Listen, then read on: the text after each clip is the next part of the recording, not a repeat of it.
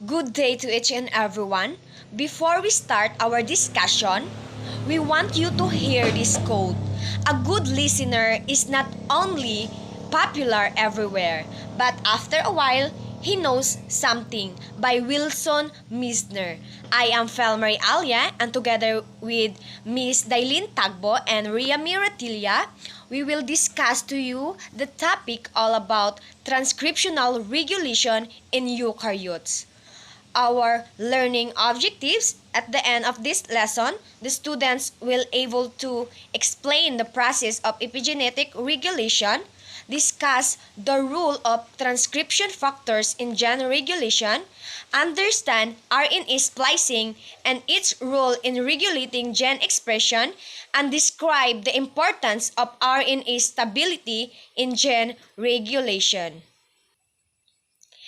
Key concepts for this topic: eukaryotes. Eukaryotes refers to any of the single-celled or multicellular organism whose cell contain a distinct membrane-bound nucleus.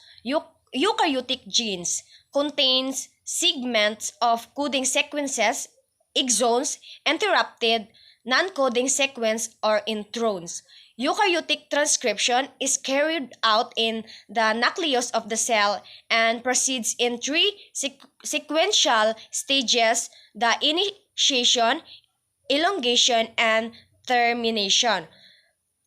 Regulation of the transcription of DNA into RNA is the key event controlling gene expression. Transcription is regulated by specific proteins called transcription factors. Many of these factors act by binding to specific DNA sequences in gene promoters or enhancers. So, transcription factors bind to the DNA via specific DNA binding domains which differ between different transcription factors families. Following DNA binding, some factors activate transcription via specific activation domains, and other transcription factors can repress transcription either directly or indirectly by interfering with the action of positively acting factors. So here's the process of epigenetic regulation. In order to regulate gene transcription, transcription factors are themselves regulated by controlling either their synthesis or their activity. Para daw ma-regulate ang gene transcription, ang katong transcription factors kay regulated pinaagi sa pagkontrol, it's either sa synthesis or their activity. The rate of transcription of a particular gene is therefore determined by the balance between the levels activity of the activating and inhibitory transcription factors which act on it.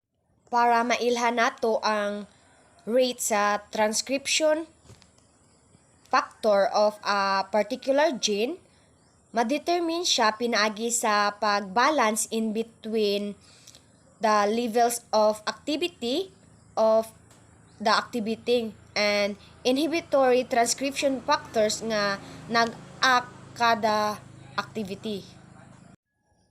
As you can see, this is the eukaryotic epigenetic gene regulation. So, the first level of organization or packing is the winding of DNA.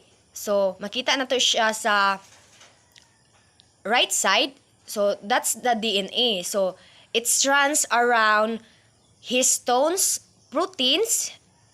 So, kaning histones are packaged and order DNA into structural units called nucleosome. So, makita na to siya sa, ang nucleosome, makita na to siya sa ovos. Then, it complexes which can control the access of proteins to the DNA regions. So, under the electron microscope, this winding of DNA around histone proteins to form nucleosomes looks like small beds on a string. So, kung magamit nita og kanang electron microscope, so makita nato ang pagwinding sa DNA around histones proteins kay ma-form siya sa nucleosomes nga it looks like small beds on a string. So, this leads histone proteins can move along the string DNA and change the structure of the molecules. So, in ato pag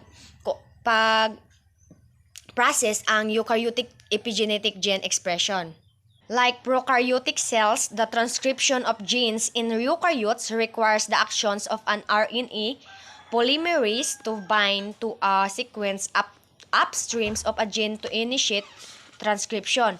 However, unlike prokaryotic cells, the eukaryotic RNA polymerase requires other proteins or transcription factors to facilitate transcription initiation. Parehas sa prokaryotic cells, ang kaning transcription of genes sa eukaryotes kay nagkinahanglan siya makitang action gikan sa RNA polymerase para mabind into a sequence to initiate transcription. So, the eukaryotic RNA polymerase kay nag-require siya og proteins or transcription factors para ma-facilitate ang transcription initiation. Transcription factors are proteins that bind to the promoter sequence and other regulatory sequences to control the transcription of the target gene. So, RNA polymerase by itself cannot initiate transcription in eukaryotic cells. Transcription factors must bind to the promoter region first and recruit into RNA polymerase to the site for transcription to be established. So this picture is all about the promoter and the transcription machinery. So this is the gene A and the gene B. So the color purple there is the DNA bending protein. So kaning red and the green color nga lignin. So this is the transcription factors and mediator proteins. And the color green, sky blue, and the blue, this is the enhancer which distal control elements. So kaning enhancer nga color green and sky blue mao ni siya ang activators. So genes are organized to make control of gene expression as easier. So the promoter region is immediately upstream of the coding sequence. So the purpose of the promoter is to bind transcription factors that control the initiation of transcription. Here, the enhancer and the transcription in some eukaryotic genes, there are regions that help increase or enhance transcription.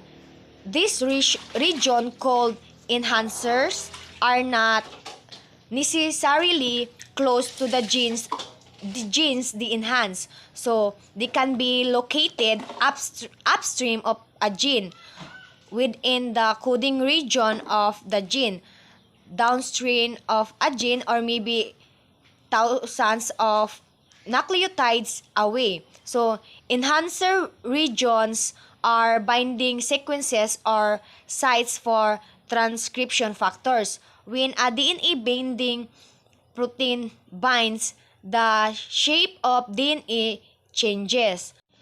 This shape change allows for the interaction of the activators bound to the enhancers with the transcription factors bound to the promoter region and the RNA polymerase.